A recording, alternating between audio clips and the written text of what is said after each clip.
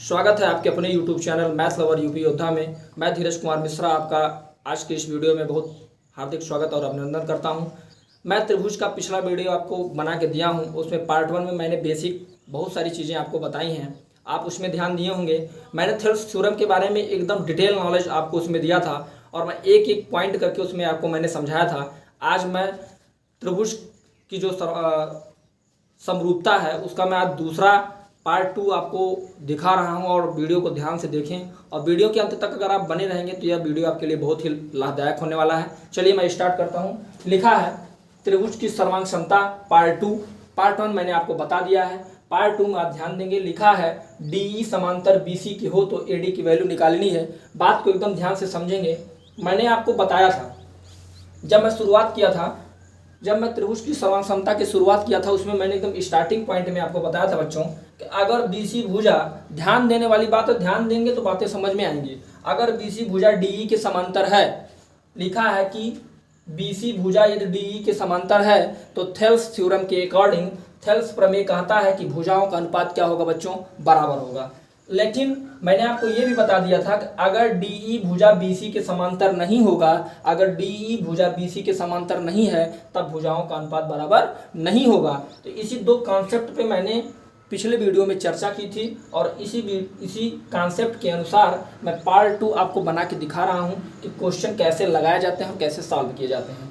तो यहाँ आप देख रहे होंगे कि लिखा है कि DE समांतर BC के है, इसका मतलब DE समांतर BC के है, इसका मतलब आप लिख सकते हैं AD बटे DB का जो अनुपात होगा वह AE बटे EC के अनुपात के क्या होगा, बराबर होगा। यह किसके अकॉर्डिंग है, यह थेल्स प्रमेय के अकॉर्डिंग है। थेल्स प्रमेय कहता है अगर DE भुजा BC भुजा के समांतर है तब उनकी भुजाओं का अनुपात क्या होगा बच्चों, बराबर होगा।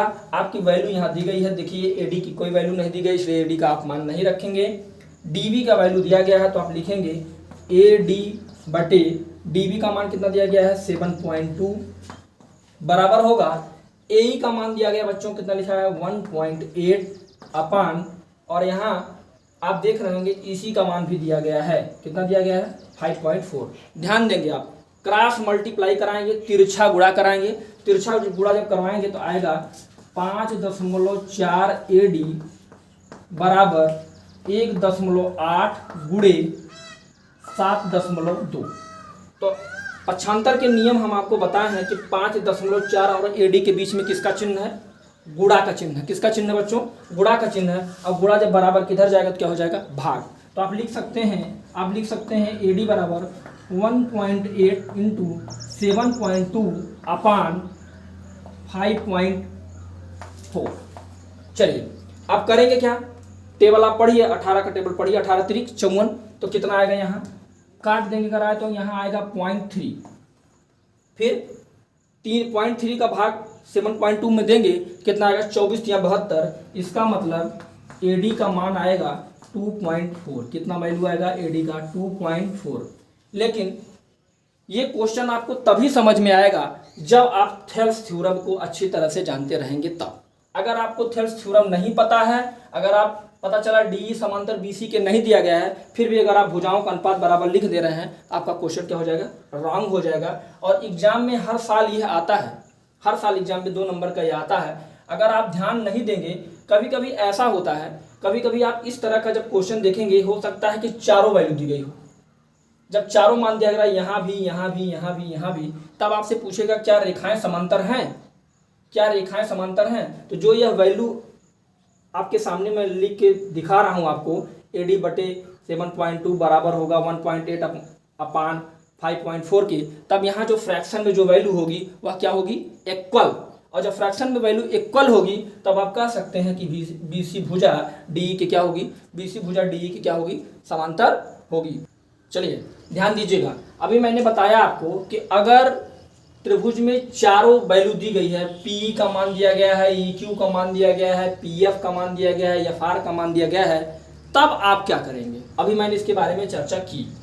तो मैंने आपको बताया बच्चों कि अगर ये वैल्यू, अभी मैं वैल्यू रख रहा हूँ, देखिए EF समांतर है QR के, EF समांतर QR के तभी आएगा जब इनके भुजाओं का अनुपात क्या होगा, बराबर। अगर भुजाओं का अनुपात बराबर नहीं है तो रेखाएं समांतर नहीं होंगी। और थेल्स थ्योरम में यही दो चीज आपको तैयार करना है। अगर रेखाएं समांतर हैं तो भुजाओं का अनुपात बराबर होगा, अगर रेखाएं समांतर नहीं है तो भुजाओं का अनुपात बराबर नहीं होगा। अगर भुजाओं का अनुपात बराबर है तो रेखाएं क्या होंगी, समांतर। चलिए मैं लिख रहा हूं, ध्यान दीजिएगा। PE बटे, ध्यान दीजिएगा, PE बटे EQ बराबर है PF बटे FR के। ध्यान दीजिएगा, PE का मान कितना है, PE का मान है 3.9 बटे EQ का मान कितना है बच्चों, 3 बराबर PF का मान कितना है 3.6, FR का मान कितना है 2.4। दशमलव में लिखा है, बातें समझ में नहीं आ रही होंगी, सोच रहे सर ये क्या लिख दिए हैं। दशमलव के बाद एक अंक है तो आप इसमें 10 का गुणा कर दीजिए, ऊपर नीचे 10 का गुणा। 3.9 गुणे 10, यहाँ हो जाएगा 3 गुणे 10, आगे 3.6 गुणे 10 बटे 2.4 गुणे 10। यहाँ करेंगे तो आएगा 39 बटे 30, यहाँ आएगा 36 बटे 24। ध्यान दीजिए, आप ध्यान दीजिए, क्या यह दोनों जो फ्रैक्शन में आया है 39 बटे 30 और 36 बटे 24, क्या यह बराबर है, बराबर नहीं है। और बराबर न होने की वजह से EF समांतर QR के नहीं है। अगर ये फ्रैक्शन में जो मैंने लिखा है, अगर आपके दिमाग में हो रहा है कि सर सिंप्लीफिकेशन कर दें, सरलीकरण कर दें, तो क्या ये बराबर हो जाएगा, नहीं। अगर आप 12 का भाग दीजिए, 12 3 36, 12 दूना 24, 3 बटे 2, ये लेकिन यहाँ काटेंगे तो नहीं आएगा, यहाँ आएगा 13 बटे 10। मामला सही नहीं है। इसका मतलब फ्रैक्शन में जो चीजें आई हैं वह इक्वल नहीं है। और फ्रैक्शन में मैंने बताया अगर ये इक्वल आ रहा है तभी आप लिख सकते हैं कि यह समांतर QR के है। इसका मतलब बराबर नहीं आ रहा है तो आप लिख सकते हैं कि EF समांतर नहीं है किसके, QR के। क्यों समांतर नहीं है बच्चों, बातें आपके समझ में अगर आ गई हों तो ये समझें आप क्यों समांतर नहीं है। समांतर इसलिए नहीं है कि ये जो फ्रैक्शन में जो चीज़ हम लाए हैं वह दोनों इक्वल नहीं है। अगर ये दोनों इक्वल आते, हो सकता है एग्जाम में यह 2 नंबर में आया, अगर आपसे पूछे वैल्यू सब दी रहेगी, आपसे पूछेगा कि EF समांतर QR के है, तब आपको ये प्रूफ करके यहाँ लिखना पड़ेगा। जैसे हमने लगाया है इसी तरह पूरा लगाएंगे और यहाँ पूरा प्रूफ करके दिखाएंगे कि फ्रैक्शन में सर जो भिन्न के रूप में नीचे आया है यह दोनों इक्वल नहीं है। अगर यह दोनों इक्वल होता तो EF समांतर QR के होता, लेकिन बराबर न होने की वजह से EF समांतर QR के नहीं है। चलिए ध्यान दीजिए, आपके सामने मैं एक क्वेश्चन लिखा हूं, लिखा है यदि कोई रेखा एक त्रिभुज ABC की भुजाएं AB और AC को क्रमशः D और E पर प्रक्षेद करती हैं। यहाँ तो मान लीजिए फिगर मैं ऑलरेडी बना दिया हूँ, लेकिन कभी कभी एग्जाम में ऐसा होता है कि क्वेश्चन ऐसे आ जाएगा, फिगर आपको बनाना पड़ेगा, तब आप कंफ्यूज हो जाएंगे कैसे बनाए सर, बड़ी समस्या है। तब देखिए, पहले मैं पढ़ रहा हूँ, जैसे जैसे पढ़ रहा हूँ वैसे वैसे समझिए। यदि कोई रेखा एक त्रिभुज ABC, तो आप त्रिभुज ABC मैंने बना दिया, समझिए। भुजा AB भुजा और AC को, AC भुजा और AB भुजा बन गई है, D और E पर प्रच्छेद करता है। AB को D पर और AC को E पर क्या कर रहा है, प्रच्छेद मतलब काट रहा है, समझ लीजिए। करे तथा भुजा BC के समांतर हो, मतलब BC के समांतर एक मैंने रेखा खींच दिया जिसका नाम आप रख दिए D और E, तो काट रहा स्थान D रख दिए, तो सिद्ध कीजिए कि AD बटे AB का अनुपात AE बटे EC के अनुपात के क्या होगा, बराबर। अब समझिए, अब मैं हल कर रहा हूँ।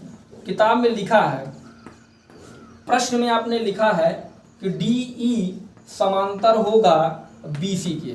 अभी मैंने इसके बारे में चर्चा किया कि अगर DE भुजा BC भुजा के समांतर है तब भुजाओं का अनुपात क्या होगा, बराबर। इस चीज पे मैं ज्यादा जोर दे रहा हूँ इसलिए ज्यादा समझिए।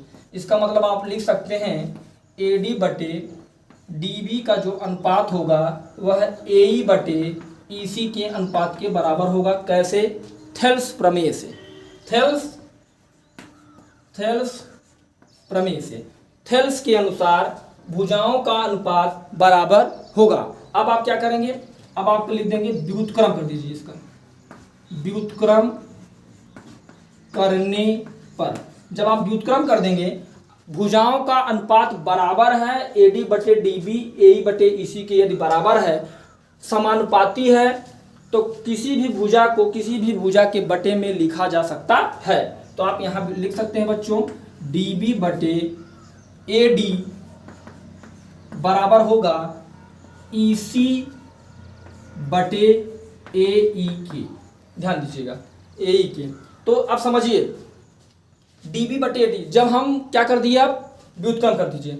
जब आप व्युत्क्रम कर दिए तो आप देखें कि कोई भी भुजा किसी भी भुजा के हम अनुपात में लिख सकते हैं। ये कैसे समझ में आया, जैसे मान लीजिए यहाँ से लेके यहाँ तक की लंबाई 10 सेंटीमीटर है, ये कितना होगा 5, ये कितना भी होगा 5। इसका मतलब हम चाहे डीबी बटे एडी लिखें चाहे एडी बटे डीबी लिखें, उससे कोई परिवर्तन होने वाला नहीं है। चलिए मैं ऊपर की ये जो लिखा गया इसको मैं इरेज कर देता हूँ, तब आपको समझाता हूँ। ध्यान दीजिएगा थोड़ा सा, इसको मैं इरेज कर दे रहा हूँ। आप करेंगे क्या, अब आप दोनों पक्षों में एक जोड़ देंगे। तो आप लिखिए डीबी बटे एडी प्लस 1 बराबर ईसी बटे एई प्लस 1। जोड़िए, प्लस 1 कर देंगे तो हो जाएगा डीबी प्लस एडी अपान एडी। ये कैसे आया, तिरछा गुणा करने पे आया। डीबी का एक में गुणा किए डीबी, एडी का एक में गुणा किए एडी, एडी का एक में गुणा किए एडी अपान इधर ईसी प्लस एई अपान एई। ध्यान दीजिएगा आप, डीबी में एडी जोड़िए, डीबी में एडी जोड़ेंगे तो क्या आएगा, मैं आगे लिख दे रहा हूं समझिए। डीबी में एडी जोड़ेंगे तो आएगा, डीबी में एडी जोड़ेंगे तो आएगा बच्चों ए बी। क्या आएगा ए बी अपान क्या लिख रहे हैं आप एडी बराबर होगा ईसी में ए जोड़िए, ईसी में ए जोड़ेंगे तो आएगा ए सी। क्या आएगा ए सी अपान ए ई। इतना समझ में आ गया, इतना अगर समझ में आ गया तो आगे समझिए। आपको प्रूफ करके लाना क्या है, आपको प्रूफ करके ले आना है एडी बटे ए बी।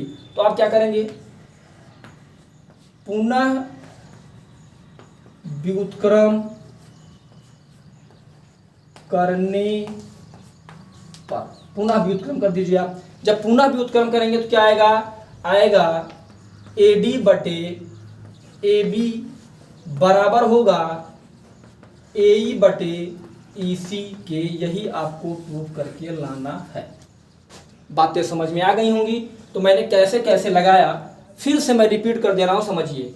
एई बटे एसी के लाना है, एई बटे यहाँ मैंने ईसी लिखा है, यहाँ आप एसी लिख दीजिए, सॉरी एसी लाना है। ध्यान दीजिएगा एई बटे एसी लाना है। अब पहले आपने क्या किया, शुरुआत में आपने डीई भुजा को बीसी के समांतर लिख दिया।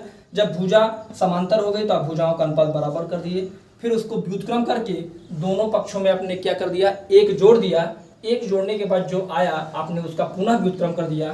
तो जो आपको प्रूफ करके लाना था वह प्रूफ करके हम ला दिए हैं। यह एक एनसीईआरटी में यह एक एग्जाम्पल है और इस एग्जाम्पल के माध्यम से आप बहुत सारे क्वेश्चन को सॉल्व कर सकते हैं।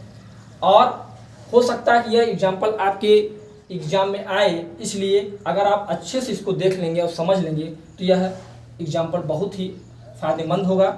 और अगर लगातार समझते रहेंगे तो यह आपके लिए बहुत ही लाभदायक होगा।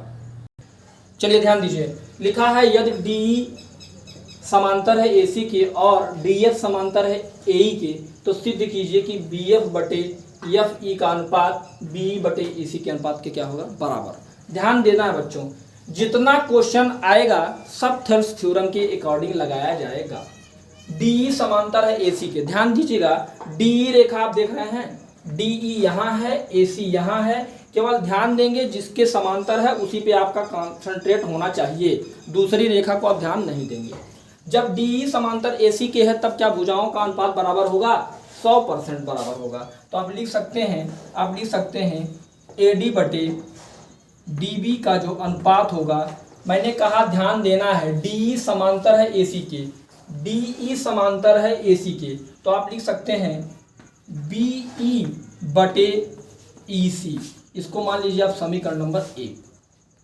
कहाँ से आया है यह, यह डी समांतर ए सी के थेल्स प्रमेय कहता है यदि रेखाएं समांतर हैं तो उनके भुजाओं का अनुपात क्या होगा, बराबर। यही मैं लगातार कब से आपको समझाने का प्रयास कर रहा हूं कि अगर डी समांतर है ए सी के, डी रेखा यह है, ए सी रेखा यह है बच्चों, ए डी बटे डी बी का अनुपात बी ई बटे ई सी के अनुपात के क्या होगा, बराबर। ये कहाँ से बराबर हुआ, डी समांतर ए सी की है, इसकी वजह से यह बराबर आप लिख सकते हैं। अगला आपका है डी एफ समांतर है ए ई के। ध्यान दीजिए डी एफ कहाँ है, डी एफ वाली लाइन यह है, ए ई वाली लाइन यह है, आगे आपको नहीं जाना है। अब आप क्या लिखेंगे, ए डी बटे डी बी का जो अनुपात होगा वह बी एफ बटे एफ ई के अनुपात के बराबर होगा, बी एफ बटे एफ ई के अनुपात के क्या होगा, बराबर होगा। इसको हम मान लेंगे बच्चों समीकरण नंबर 2। इसको क्या मान लेंगे, समीकरण नंबर 2। अब समीकरण एक और 2 की तुलना कर दीजिए। आप तुलना कर दीजिए। जब आप तुलना करेंगे ए डी बटे डी बी दोनों में है तो ए डी बटे डी बी को आप लिखेंगे नहीं, ये कट जाएगा। क्या क्या बचेगा, बी ई बटे ई सी बराबर होगा बी एफ बटे एफ ई के, बी एफ बटे एफ ई के बराबर हो जाएगा। और यही आपको प्रूफ करके लाना था। देख रहे हैं। अब आपको अगर कंफ्यूजन हो कि सर वी एफ बटे एफ ई पहले लिखा है, इससे कोई मतलब निकलने वाला नहीं है। इसको आप कहीं ना कहीं चाहे जहां लिख सकते हैं। मैंने क्या किया, फिर से एक बार मैं आपको रिपीट कर दे रहा हूं। डी समांतर ए सी के है, डी लाइन ए सी रेखा के समांतर है, डी रेखा ए सी रेखा के समांतर है, तो आप लिख सकते हैं ए डी बटे डी बी का अनुपात, ए डी बटे डी बी का अनुपात बी ई बटे ई सी के अनुपात, बी ई बटे ई सी के अनुपात के बराबर होगा। आपने उसको माना समीकरण नंबर 1। डी एफ बटे ए ई, डी एफ समांतर है किसके, ए ई के, डी एफ समांतर है ए ई के, तो आप लिख सकते हैं ए डी बटे डी बी का अनुपात बी एफ बटे एफ ई के अनुपात के क्या होगा, बराबर। समीकरण 1 और 2 में आप देख रहे होंगे ए डी बटे डी बी दोनों में है, इसलिए यह क्या हो जाएगा, कट जाएगा। बचेगा क्या, बचेगा बी ई बटे ई सी का अनुपात बी एफ बटे एफ ई के अनुपात के क्या होगा, बराबर। यही हमको प्रूफ करके लाना था। बहुत बहुत धन्यवाद। आज के वीडियो में इतना ही। Thank you.